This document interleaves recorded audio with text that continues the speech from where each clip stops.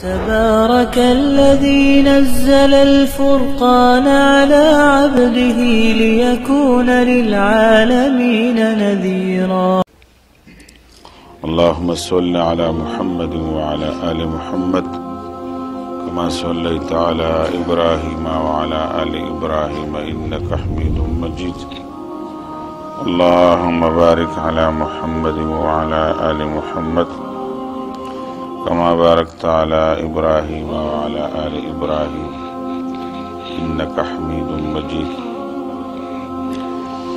د نبی کریم صلی الله علیه وسلم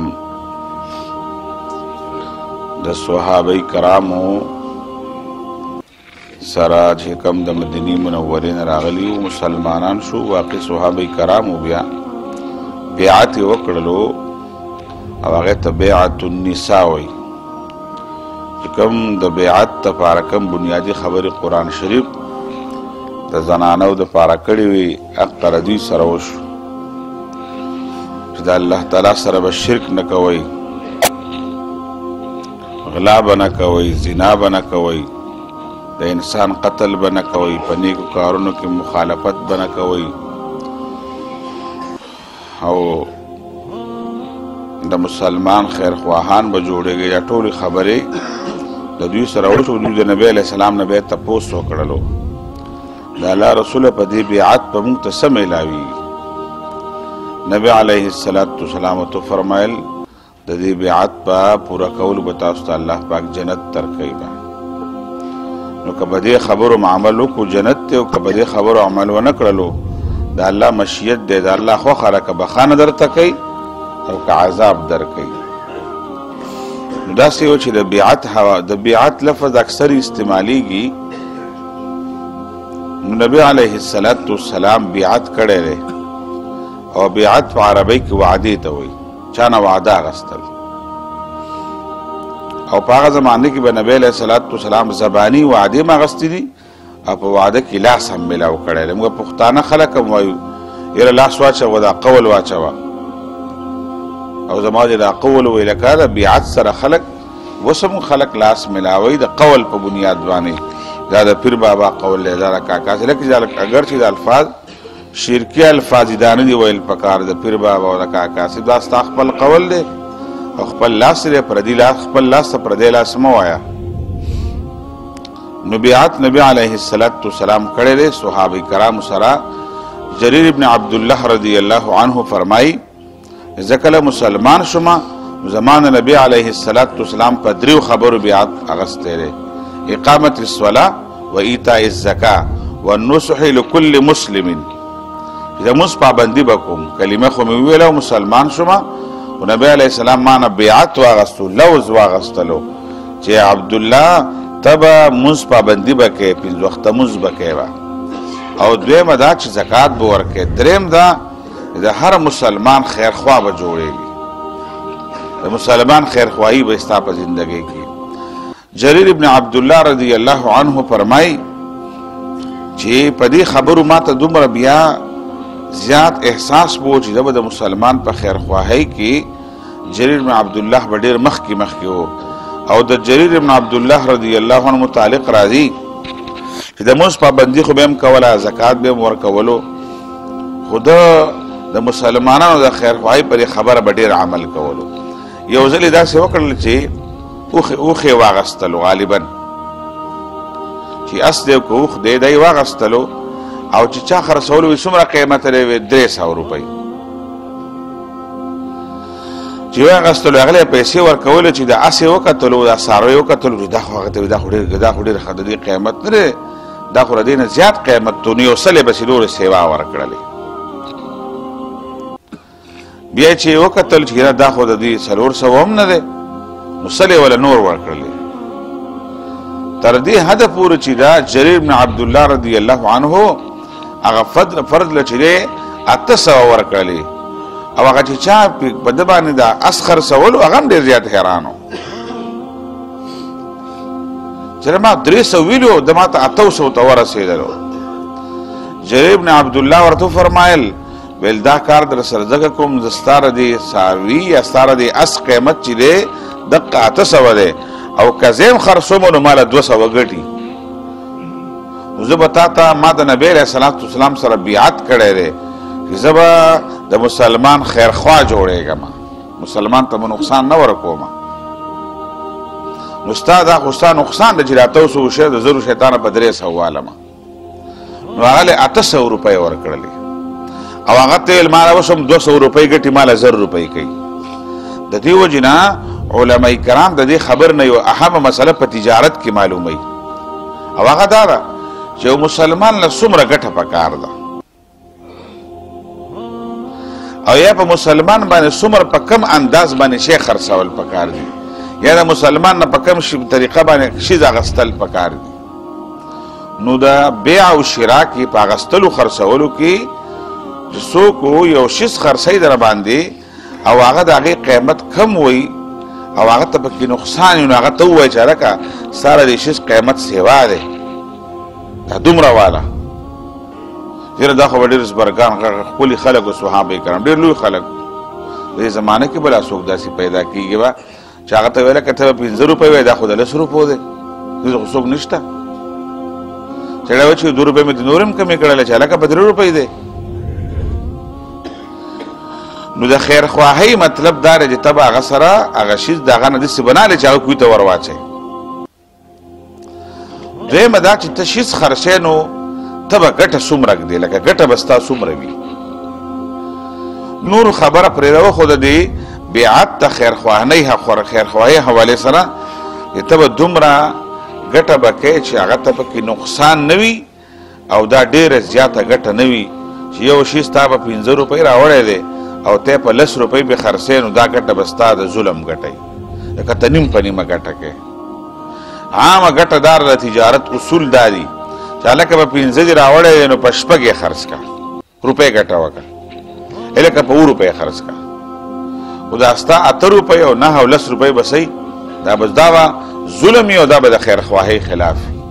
د دې وجې نه د نبي علیه الصلاة والسلام یو حدیث نقل دی چې په بني اسرائیلو کې یو تاجر مړ شوی و او تاجر چې کله قبر کې کېښودلی شو کاروباري، نو الله پاک وله فرشتې رالیږلي دي او فرشتې ورته تپوس کوي چې هسې ته ووایې تا په خپله زندګۍ کې کوم ښه کار کړی دی چې موږ الله ته ووایو چې ودې بخي. امتحان به د نکیر منکر د سوال جواب نه علاوه برزخي زندگی ده. فرشتو چې تپوس کړی تا کم کار په زندګۍ کې خپل کړی دی چې هغې باندې تا الله پاک وبخي. ده ویل ما ته خو څه کار نه دی یاد، ویل چې خیر ده سوچ وکړه. ده بیا ورته ویلي دي د فرشتو ته چې یاره ما خو خپل نور څه کار راته نه ښکاري، خو زما په ما چې کم کاروبارو او ما سره کم نوکرانو لاندې خلک وو، ما به چې په قرضداري پسې لېږل په وګرایۍ پسې، نو ما به هغوی ته ویلو چې هلکه که پیسې و در سر نه نو خیر لږ انتظار ورته کوه، یو ورځ یې ورته پرېږدوه چې نن د هغه د پیسو د ورکولو ورځ دا نن ورسره خیر دی، زموږ مسلمان ورور دی، خیر دی سبا له پورې انتظار ورته وکړه. یو څه بله ورځ ورله ورکه سهولت ورله ورکوئ او په خلکو خامخا چاړه مږ دی چې اوس به یې خامخا راکړي په قرض او په سود یې راواله. ویل ما دا کار کړ چې ما خپلو عاملینو ته ویلو چې د چا نه تاسو ګرایي کوئ، قرض راغونډوئ، نرمي به کوئ، سختي به نه کوئ. ویل دا کار مې کړی دی نو او دا مې په دې بنیاد کې دا مې د الله د رضا لپاره کړی چې الله پاک په دې کار باندې خوشحالېږي. نو نبي علیه الصلاة والسلام نه پرې 3 روایتونه دي، الفاظ بدلیږي را بدلیږي، یا خو د فرشتې په ذریعه باندې یا په بل روایت کې چې الله پاک ورته ډایرکټ وویلو چې تا نه په دقه عمل باندې زه راضي یم او خوشحاله یم. تا مسلمان سره زما په بنیاد ما د وجې نه دا مره نرمي تا اختیار کړې ده. د دې وجې نه د دې احادیثو مسایل چې کم کس باندې ستا قرض دی نو قرض ورکول پکار دی یو بل ته، او ستا که پې قرض دی او هغې تا ته نشي درکولی غریب دی نو شریعت وایي نیمې ورته پرېږدوه، صحیح حساب کې پرېږده، ټول پرېښودلی شي ټول پرېږدوه. او که نه سړی مالدار دی او ستا پې قرض دی اوس یې نشي درکولی نو لږ لږ سهولت ورته ورکوه، په دې کې اجر دی، په دې کې ثواب میلاویږي مسلمان ته. بهرحال اوس خو د سود زمانه ده، دا خبرې په کتابونو کې شته دی، زموږ په عمل کې نشته دی، دا خبرې ختمې شولې. صحابه کرامو د دې خبرې بیعت کړی چې والنصح لكل مسلم. دا چې کوم مشهور حدیث دی چې نبی علیہ السلام فرمای الدین النصیحه، دین چې دی دا د خیرخواهی نوم دی، د خیرخواهی. ټولو مسلمانانو په دې باندې عمل وکړو، خصوصا د کاروبار په لین دین کې ډېر ښکلې ګټه به هم کوي، په مال او په دولت کې بیا برکت هم وي. څومره پیسې خلک ګټي، څومره لوی کاروبار دی د خلکو، هر سړی پریشان دی او پر سړي باندې راښکته ده ولګي نه مړ شو، سترګې دا هم راوږي دي چې په ټوله دنیا والا په دې خېټه کې ورواچي بیا هم نهار وي هل میم مزي نور راکړي، ولې برکت لاړلو، خیر پورته شولو. خیرخواهی والا خبره د مسلمانانو نه پورته شوله. دا تفصیل مې اگر چې د سیرت په موضوع باندې نه دی، دا مې ځکه وویله زموږ د معاشره کې د بیعتونو دا چکر ډېر زیات دی. ګوره بیا نبی علیہ السلام د خلکو نه بیعت اغستی دی، خو ابوبکر صدیق چانه بیعت نه دی اغستی، عمر فاروق چانه بیعت نه دی اغستی، عثمان ابن عفان چانه، صحابه کرام بیا چانه بیعتونه نه دی اغستی. هغه د نبی صلی الله علیه وسلم خصوصیت و. داسې 300 کاله پس د نبی صلی الله علیه وسلم نه په دې دنیا کې عیسایان هم آباد و نصرانیان، او په هغو کې دا چکر ډېرې زیاتې او رهبانیت د اثرات پکې ډېرو. دا بیعتونه شروع شو او زموږ په وطن کې خو داسې دی چې خلکو باقاعده روایتونه پیدا کړي دي. داسې دی چې کله خلک بیعتونه کوي او په یو خبره او په بله خبره او په بله خبره او یو هلکه زر ځله به هو کوي به. دا په کوم ځای کې راغلي، په کوم روایت کې پته نه لګي. مونږ دپاره څه پکار دی؟ مونږ له نصیحت پکار دی. صحابو خلکو ته نصیحت کړی دی، اسلافو خلکو ته نصیحت کړی دی. د خلکو لاسونه په خپل لاسونو کې نه وښودي چې لکه ما سره بیعت کې د پیغمبر غوندې ځان مشابه کوي د پیغمبر سره، زه بیعت کوم. او بیعت نبی علیه السلام داسې نه دی اغستی په خیر، هغه د نبی علیه السلام په اعمالو اغستی او د الله حکم ورته. خو ابوبکر صدیق بیا چانه بیعت نه دی اغستی. اوس داسې ده چې زموږ د خلکو د پیرانو د نورو خلکو د بیعتونو په چکر کې خلک ډېر زیات پراته دي. وایي چې نبی علیه السلام بیعت کړی و، نبی علیه السلام کړی خو ابوبکر صدیق بیا نه دی کړی. ابوبکر صدیق بیا خلکو ته نصیحتونه کړي دي. زموږ کار دی خلکو ته واعظ نصیحت کول، عمل د خلکو خپل اختیار دی چې عمل کوي که نه کوي. نو داسې ده چې د دغه بیعت په شکل کې خلک پیسې را دکانداري ده، خلکو دکان کو راوړي، مسلې لاندې پیسې را تږدا لګ او ښځو سره هم بیعت کوي. پردی ښځې غیر محرمې به پردی ښځې راځي هغوی سره هم خلک کوي به، او دا خلک زبرګي ګڼي، لوړ زبرګ دی. داسې دی چې زموږ د معاشرې خرابیان دي، بس خلک دي نو. او دا زموږ په دا بل څوک داسې کافر هم زموږ خلک د معاشرې خلک یې کوي، علماء کرام حضرات او دینداره حضرات او زبرګان حضرات، دا خلک مونږ په دې کار ته کوي. زه کله ناکله سړي خواهش راشي چې واقعي ما چېرته شاګردان مې وي او موریدان مې وي او بیعتونه مې کولی او خلک راته چار چاپېره ناست وې او څوک په پیسې پنې باندې تللی په شا چې پیر صاحب ته به لکه شا نه راګرځې او قرآن او حدیث ته یې شا راګرځولې ده. زموږ د مسلمانانو دا کوتاهي ده. زموږ په معاشره کې دا څیزونه خو به دومره عام شولو چې موږ کله رد کوو که نه، زه په خپله هم کوو، نو خلک پرې خفه کېږي. ټولې نشته. نو که څوک ثابت کړي چې ابوبکر صدیق چا سره بیعت کړی دی، عمر فاروق غټ غټ څوک د دنیا د ټول نه غټ غټ ولیان او غټ غټ خلک خو هغه د نبی علیه السلام نه په کائناتو کې د ټول نه غټ مقام د ابوبکر صدیق رضی الله عنه دی. باندې موږ مخکې ودلې تذکره کړې ده. په هر حال د دې دغه نه ځان یو بل ته به وعظ نصیحت کوو، د قرآن او د حدیث خبرې به کوو چې د خلکو په زندګۍ کې اصلاح مقصدي، نو په وعظ نصیحت راځي او بیعتونو باندې نه راځي. بهرحال نبی صلی الله علیه وسلم بیا چې کله د مدینې منورې نه د حج موسم او دا 12 کسان راغلي نو په مدینه منوره کې تقریبا هر چاته د اسلام پیغام رسېدلی و چې پیغمبر راغلی او خلک څه مسلمانان شوي، ځکه نبی علیه السلام دوی ماته به دوی مسلمانانو کلمه ویلې وه. نبی علیه الصلاة والسلام د دوی سره د تعلیم دپاره چې دی دغه لېږلی دی مصعب ابن عمر رضی الله عنه. دا 12 کسان چې کله تلل، د 12 کسان خپله مطالبه و، د نبی علیه الصلاة والسلام هم خواهش و چې د مدینې خلکو ته لاړ شي،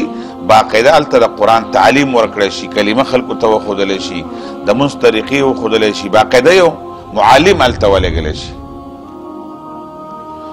یو مقری التولک چې هغه مقری وي خلکو ته قرآن شریف وي یو قاری دی قاری معنا خپل قرآن لوستونکی مقری معنا نور خلکو ته لوستونکی نو مصعب ابن عمیر رضی الله عنه چې الله بعد الله رسول چې هغه منتخب کړلو او هغه د مدینې ته ولېږلو به حیثیت مبلغ او معلم مصعب ابن عمیر باغ کې یو لوی کردار ادا کړی دی بیا مصعب ابن عمیر رضی الله عنه سوکو نو مصعب ابن عمیر رضی الله عنه دا په پینځم پوش کې چې دی د نبی صلی الله علیه وسلم سره په خاندان کې میلاوي د نبی علیه السلام سره خاندان په پینځم پیړۍ کې په پینځم نکم ورته وایو په دې کې د نبی علیه السلام سره د خاندان په لحاظ سره میلاو دی بیا مصعب ابن عمیر چې دی د دې خاندان انتهایی د مکه معظمه مالدار ترین خلکو او دې معلومیږي چې د مصعب لار چې دا مړ دی د مور جم دی دا ضرورونه دي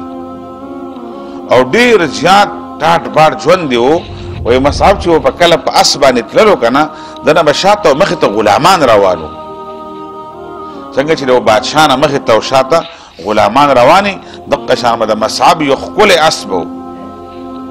او مصعب چې کله راوتلو په ډیر شان او شوکت سره براوتلو ځکه چې د خاندان یو اهم زلمه او یو ډیر لوی شان او شوکت د دولت په بنیاد باندې نو مصعب سره چې کم غلامان بخمخ کې وشاته وو او به مصعب ابن عمیر و ډیر اعلی جامع اچولي په هغه زمانه کې د 200 روپو جوړه د مصعب ابن عمیر و او مصعب ابن عمیر به دامره تیزه خوشبو لګولې و وای چې کزا په کومه لار باندې مصعب تیر شو نو په کور کې به دننه زنانه ویل چې مصعب په لار باندې لاړل دومره تیزه خوشبو به لګولې و دومره معطر خپل ژوند دی تیر کړی دی مصعب ابن عمیر چې دی په اولنی مسلمانانو کې دی والسابقون الاولون کې شامل دی مصعب ابن عمیر چې بیا کله د نبی صلی الله علیه وسلم د نبوت خبره ورته رسیږي مصعب کله مسلمان شولو نو مور ور سره بیا سخت رویه اپناو خپله کړې ده مور مخالف و د خاندان خلک کې مخالف و مصعب ابن عمیر رضی الله عنه نه چې کله بیا مور خبره شوې د مصعب ته ویلي دي ستا اوس وخه د بچیا کته د نبی صلی الله علیه وسلم ملګرتیا لې او کله دې کور ښکلی پوست ژوند داخلي دا اسونه دي غلامان مخکې یو شاته دي او روزانه 200 روپو جوړه اچي او دا دومره ټاټ باټ زندگی ده ستا خوښه ده نو مصعب ابن عمیر فیصله وکړله چې د نبی صلی الله علیه وسلم ملګرتیا اخلمه او دې سهولتونو والا زندګۍ ته بس دا مې ډېر استعمال کړل بس اسونه ته مودراول کپړې هم ته لرې کړلې مصعب ابن عمر چې دی بیا به الله رسول به ډېر زیات دعا مصعب ته بیا کوله مصعب ابن عمر به اکثر داسې کپړې اچولې وي چې هغه به ډېر زیاته لنډې کپړې به وي مختصر کپړې به وي او داسې هم شوي دي چې دا بټنې بیا نه وي په دې ګریوان کې به یې غنې د کیکر غنې کې ښودلې به مصعب ابن عمر رضی الله عنه داسې زندګي وه بیا چې هغه کپړې او نبی علیہ السلام په چې کله مصعب وکتلو نبی علیہ السلام ته د مکې حالت د مصعب فورا یادېدل چې ګوره د مصعب هغه جامې و زما سره جامې ګوره بیا داسې په غربت کې مړ شولو که نه چې مصعب ابن عمر په احد کې شهید شوی دی د مصعب ابن عمر په بدن باندې یو سوړوکی څادرګوټی رومیالې په دې سر ورته اچولی په خپو د سره ګړی اچولی دی لاسونه کټ شوي د مصعب ابن عمر بهرحال مصعب ابن عمر رضی الله عنه د الله پاک رسول چې دی دی مقرئ مقرر کړلو ته به ځینو خلکو ته به لوستل کوي نو مصعب ابن عمر رضی الله عنه چې کله مدینې منورې ته ورسېدلو نو د اسعد ابن زراره غالبا دغه په کور کې چې دی دی به پاتې کېدلو بیا اول ته پاتې کېدلو په مدینه منوره کې خو د اسلام خبره خوره شوې وه نو دی به هلته پاتې کېدلو د وفودو په شکل کې به خلک راتلل ورته ملاقاتونه به خلک راتلل مصعب ابن عمر به خلک په توحید پوهه کول په رسالت به پوهه کول باقاعده تبلیغ دپاره هلته یې ناسته وکړله او باقاعده د قرآن تعلیم ورکړی شوی دی عرب چې دی په قرآن پوهېدل چې مصعب به کله هم قرآن ویلو که نه بلکې فورا په خلکو به اثر کېدلو مصعب ابن عمر رضی الله عنه باقاعده په مدینه منوره کې د هغه په بیټک کې به پاتې کېدلو به او ما په بیټک کې به سره پاتې کېږه او دوی دواړو به بیا داسې مختلفو مشرانو ته د مدینې مختلفو خلکو له به ورتلل هغو له به باقاعده دعوت ورکول چې مسلمانان شئ تاسو مدینه منوره کې بیا دوی دواړه چې دی دا اسعد ابن زرار رضی الله عنه او مصعب ابن عمر رضی الله عنه دوی به مختلف خلق مشران مقرر کول چې هغوی له ورسو دا خلق مسلمانان شي په مدینه کې بیا یو باغ و او ورسره کوهیم ورسره و مشهور ځای و هغې ته بیا ورغلی دي نو بیا په دې کې سعد ابن معاذ رضی الله عنه ناست دی او اسد ابن خزیر دی غالبا چې دوی هم دواړه دا دواړه د خپلو قبیلو مشهرانو عبد المشهل د یو قبیلو نوم و بل قبیله وه د خپلو قبیلو مشهرانو نو دوی به د باغ کې د کوهي طرف سره کېناستل او خلک چې خبر شو چې هلته تللي دي نو خلک پسې راغلل هلته سعد ابن معاذ دی بل دغه ته ویلو اسد ته چې ته ورشه دا خلک ګمراه کړي ټول هغه کې را بېدینه کړل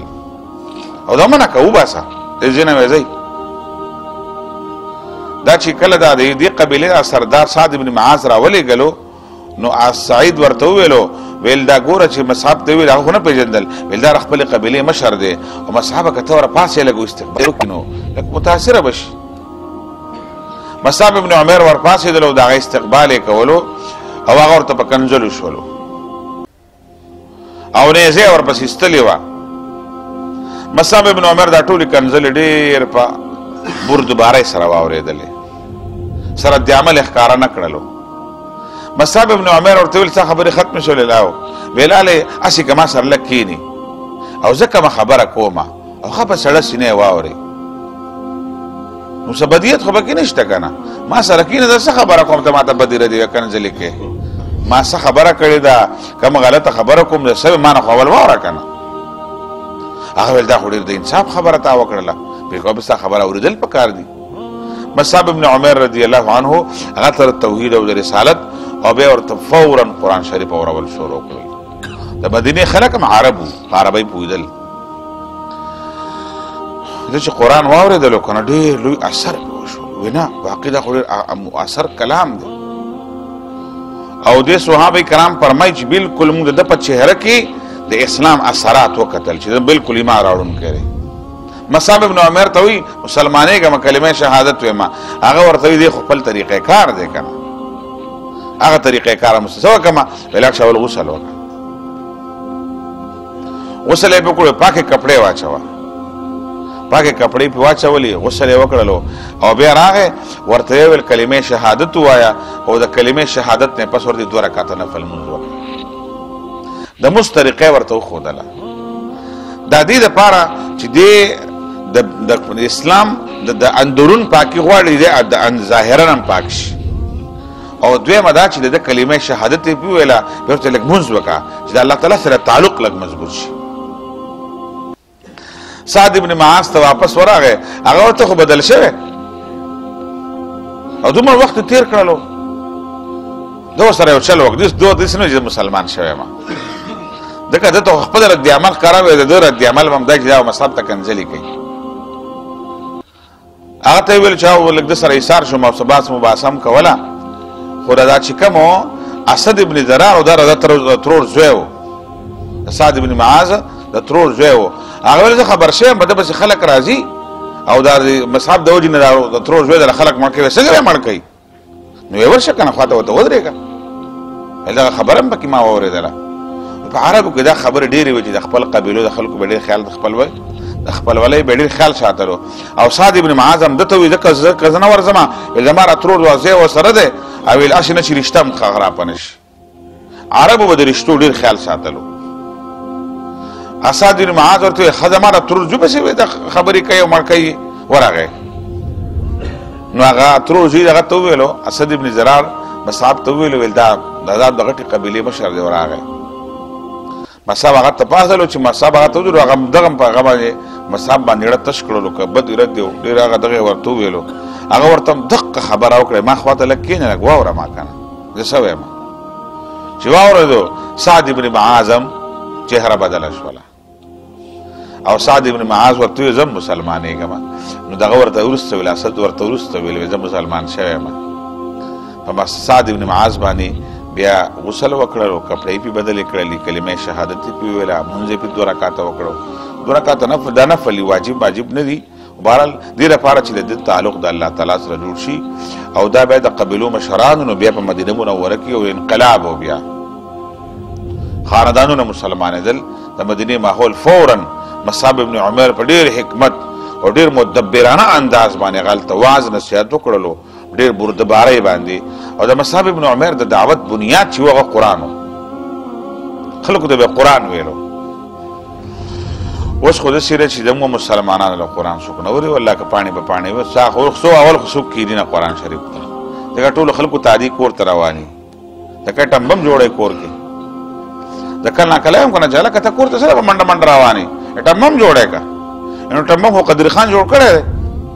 که میزایل جوړی چې خدای خبر کور کې چېرته د پیسو کارخانه جوړه کړله چې پیسې جوړی څه شی جوړی ته هېڅ هم نه بس هسې خلکو ساتنګي آبه ولا نه ورته فرض معلومي نه ورته واجب معلومي نه ولا ټکی ورځي نه ولا څومره نه ورځي ټوله زندګي د انسان دغه شان تېره شي. او زه خو کټر مسلمان یم او زه به جنت کې ولاړم به دراو کتاب نه پرېږدم. دا لوبه ټوکې نه دي مسلماني. صحابه کرامو بنیاد چې و که نه هغه قرآن او دا اسلام خبره ده. ځکه د الله پاک کلام نبی علیه السلام ته رالیږلی و دعوت بالقرآن په قرآن خلق راویستل قرآن خلقو ته زده کول دا بنیادي خبره وه. بهرحال زموږ د مسلمانانو د دې شیزونه لنډوالی راغی لرېوالی راغی. د دې وجې زموږ د مسلمانان په دیني خبرو پوهېږو نه قرآن خو چاله ورځي نه. داسې چې زموږ له دین سره تعلق جوړول پکار دي په قرآن پوهه پکار ده. او دا مصعب ابن عمر انشاءالله د هغه سیرت نورې واقعات داسې شته دی. د اسد ابن زرار چې دی که رددي واله داسې به قرآن ویلو دله پسې دله به مرغۍ راښکته کېدلې. دی ویل ما قرآن شریف ویلو ویل دا شیرنا مې خوا ته راغله ما اس تړلی ویل اس ټوپونه شروع کړل ویل بس غلی شومه ویل چې دا تلاوت مې سلو کړلو ویل دا رڼا م لږه کمه شوله او د اس ترپکې م کمې کړې ویل چې بیا مې تلاوت په زوره کړلو ویل د اس ټوپونه شروع کړو رڼا نور هم تېزه شوله. ویل چې ما ویل چې دا خو خوا ته مې زوی اودو ویل ما چې د اس ما په دې زوی باندې خپې کښېنېدي وی بس مونځ مې ختم کړو سلام وګورېدو وی سلام وکړو دا رڼا غونډېدله وی د اسمان کې مې کتله پورته ختمه شوله.